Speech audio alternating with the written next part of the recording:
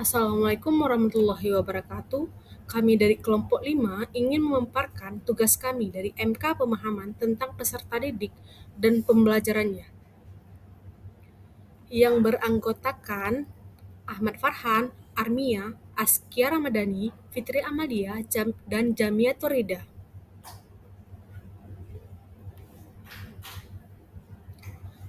Kasus 1. Bayangkan jika Anda seorang guru matematika di kelas 7. Saat ini Anda hendak menyampaikan materi mengenai matematika sosial, yakni mencari nilai rata-rata ataupun MEAN. Untuk memudahkan peserta didik dalam memahami pembelajaran, Anda mencoba untuk membuat urutan atau langkah-langkah yang perlu diikuti oleh peserta didik agar dapat mencari nilai rata-rata pada sebuah soal. Anda meminta kepada peserta didik untuk mengerjakan soal yang Anda berikan. Hasilnya, peserta didik mampu mengerjakan dengan benar, sesuai dengan langkah yang telah Anda siapkan. Beberapa saat kemudian, Anda meminta kepada peserta didik untuk mengulangi soal yang sama tanpa melihat urutan pengerjaan soal, dan peserta didik mampu mengerjakannya dengan benar.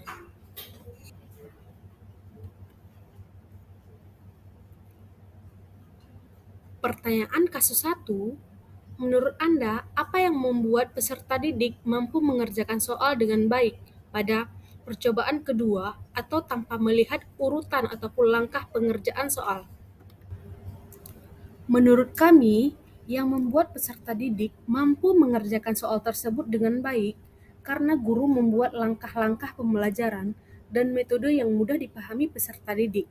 Selain itu, langkah-langkah yang disusun oleh guru tersebut lebih menanamkan pada pemahaman konsep, bukan hanya sekedar menghafalkan rumus, sehingga peserta didik tetap dapat mengerjakan dengan baik, walau tanpa melihat langkah-langkah yang dituliskan oleh guru.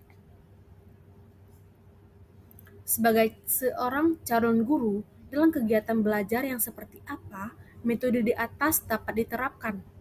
Elaborasi jawaban Anda dengan menyertakan teori yang berkaitan. Berdasarkan kasus yang diberikan, menurut kami metode di atas dapat diterapkan dalam kegiatan belajar yang berorientasi pada pemahaman konsep. Metode ini dapat membantu peserta didik untuk memahami konsep dasar, cara mencari nilai rata-rata ataupun MEAN dengan baik. Hal ini dapat terjadi karena peserta didik diberikan penjelasan yang jelas dan mudah dipahami tentang konsep dasar, serta diberikan kesempatan untuk berlatih mengerjakan soal-soal sejenis. Kegiatan pembelajaran di atas dapat diterapkan ketika guru telah mengetahui kemampuan awal dan tahap perkembangan dari peserta didiknya, sehingga dalam penentuan pendekatan pembelajaran, metode dan langkah-langkah pembelajaran dapat disesuaikan dengan kemampuan peserta didik. Sejalan dengan itu, pembelajaran di atas tentu saja dapat diterapkan dalam pembelajaran karena metode itu berhasil ketika peserta didik mampu memahami apa yang guru berikan dengan baik. Tentunya guru harus selalu kreatif sesuai dengan teori perkembangan. Sebagai seorang guru atau pengelola pendidikan, guru perlu mempelajari dan memahami dengan baik tentang pertumbuhan dan perkembangan setiap peserta didik. Seorang guru bertanggung jawab atas banyaknya ragam variasi peserta didik di kelas. Semakin guru belajar dan memahami tentang perkembangan peserta didik, semakin guru dapat paham di tingkat mana Anda harus mengajar mereka. Semakin guru memahami tingkat perkembangan peserta didik, semakin efektif proses pembelajaran yang diberikan. Perkembangan merupakan proses perubahan dalam pertumbuhan pada suatu waktu sebagai fungsi kematangan dan interaksi dengan lingkungan.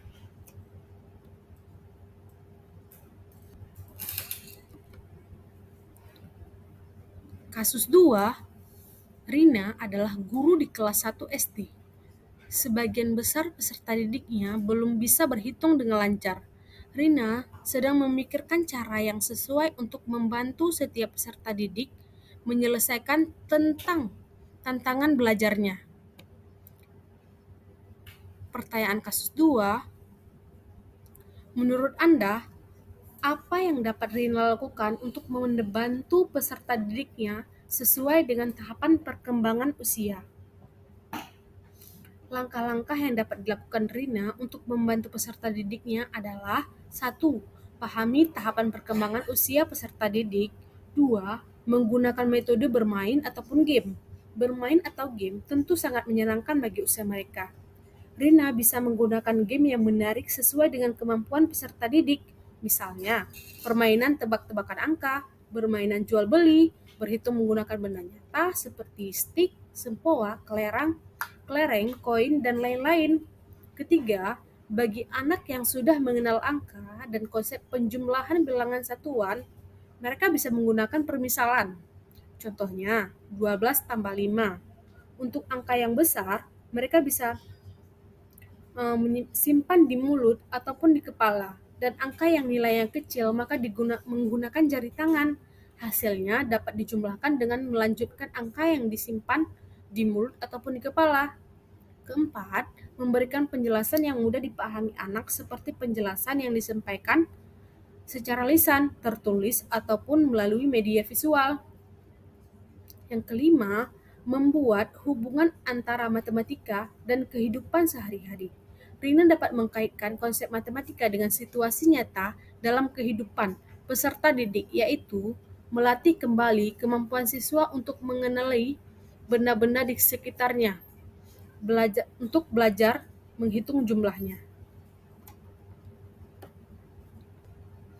Mengapa Anda menyarankan hal tersebut? Elaborasi jawaban Anda dengan menyertakan teori yang berkaitan. Menurut kami, anak kelas 1 SD berada pada tahap perkembangan operasional konkret, sehingga pada masa ini anak-anak belajar menggunakan benda-benda yang konkret, tanda-tanda, dan simbol. Alasan kami menyarankan hal tersebut karena usia 6-7 tahun berada dalam perkembangan kognitif pada masa operasional konkret. Teori Jean Piaget menjelaskan bahwa pada tahap operasional konkret tanpa objek fisik, di hadapan anak-anak usia operasional konkret masih mengalami kesulitan dalam menyelesaikan tugas-tugas logika.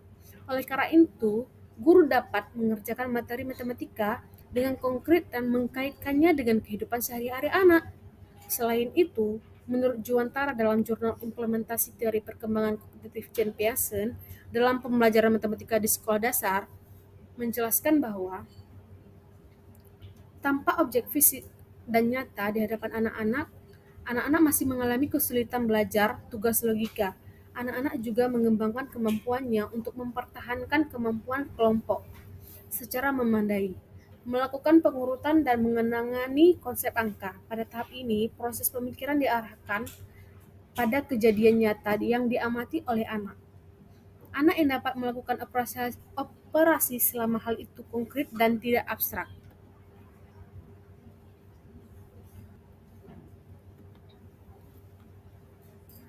Untuk kasus 3, Made adalah seorang guru yang mengajar di salah satu sekolah negeri wilayah Bali.